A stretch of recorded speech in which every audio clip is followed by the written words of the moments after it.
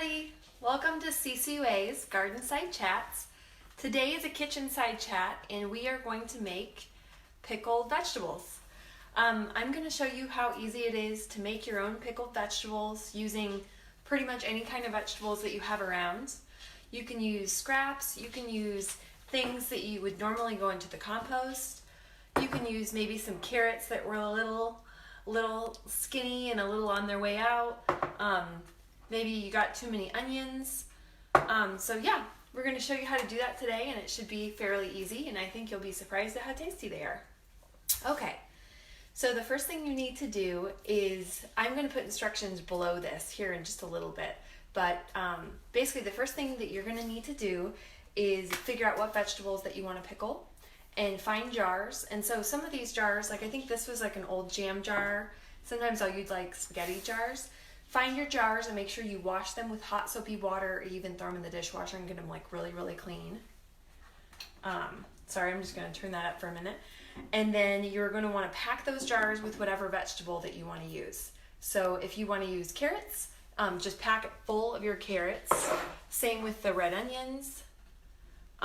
Just pack it full. Like you can do cucumbers in this way. And then these are kind of fun. These are rainbow chard stems.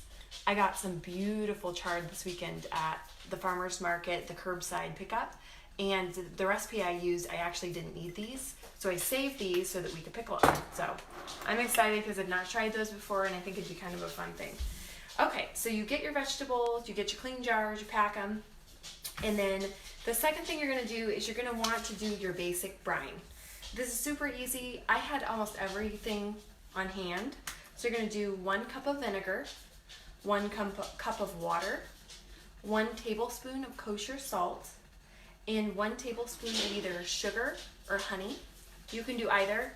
I will say if you do honey, depending on how long you want to eat these pickled vegetables, it can give the brine a little bit of a cloudy look. Just so you know, so you're not worried about it being bad. That's pretty normal if you use honey in this recipe. So the first thing you do is you pick out which vinegars you want to use. So I actually doubled this recipe because I have so many things to pickle. And actually it's all in here and it's just about ready to come to like a rolling boil. So I'm going to go ahead and talk you through this and then we'll deal with that. So for this recipe, I used apple cider vinegar. You can use a mix of both. If you want to do 1/2 cup of apple cider, you could do a 1/2 cup of white distilled. If you wanted to use rice wine vinegar, red wine vinegar, like you could just do anything you wanted to. It'd just be depending on what vegetable you used, maybe how good it would be with that.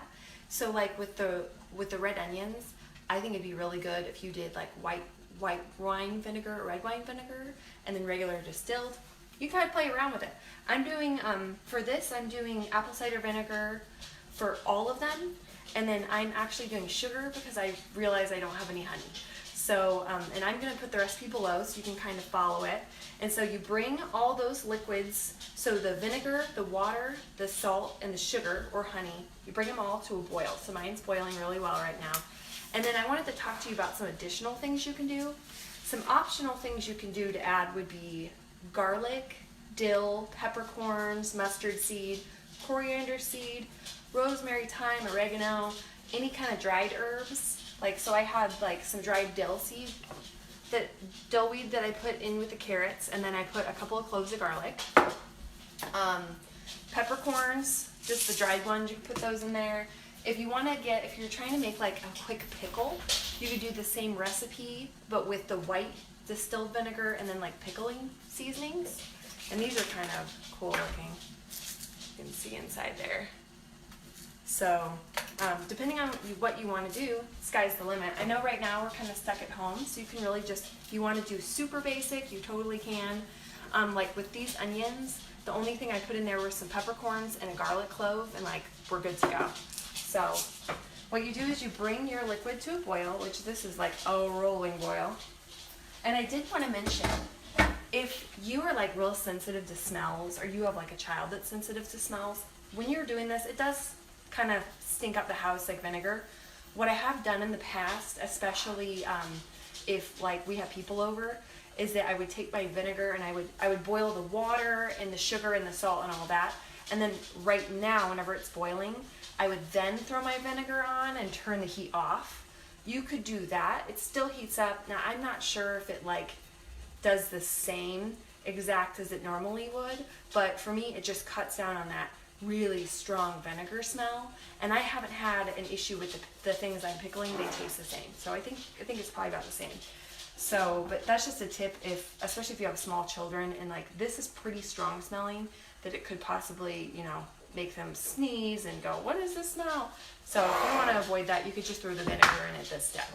Okay, so I got my jars lined up. I'm going to do these 2 smaller ones first. And this is very hot. And I'm actually going to unplug my little stove top here and move it. Okay, so you got your very hot liquid.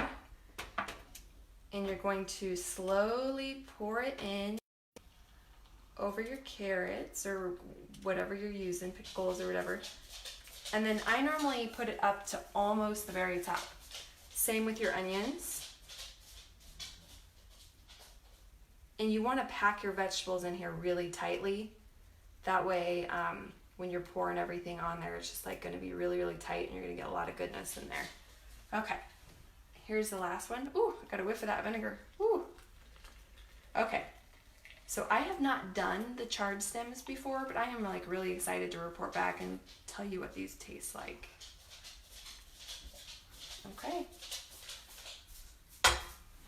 So it is really that easy, and we'll kind of move these so you can see. So I poured it almost to the top, and then you're going to screw the lids on. And it is pretty hot, that's what we want. And remember, these are like really clean jars. Everything has been completely sterilized. Put the lids on these guys. And then here's the really cool part. You're literally gonna just basically wait until they're room temperature. So I'll probably wait a few hours until they're completely room temperature. And then you're gonna go throw them in the fridge.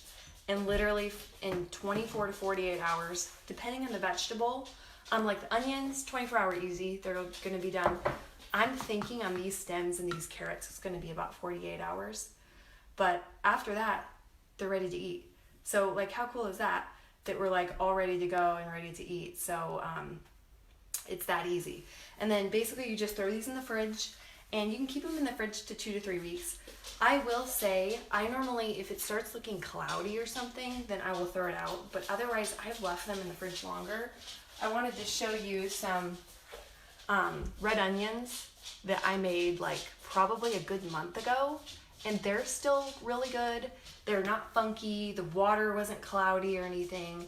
And then I love to put these on like soups, salads. We did like Greek wraps the other day, and these are really good on them. So it's kind of a fun thing, and that's it. It's really seriously that easy. So if you have any questions, please comment below. Thank you so much for tuning in to CCUA's Gardenside Chats. We hope you learned something today. Please like, plant, and subscribe to our future content. Please visit our website, columbiaurbanag.org, for more information and to learn more about our mission. And then below, I'm going to put the recipe that I used and a couple of little things that you can try at home. But if you try this at home, please take pictures and put them on our Facebook page, because we'd really love to see your creation. So thanks so much for watching.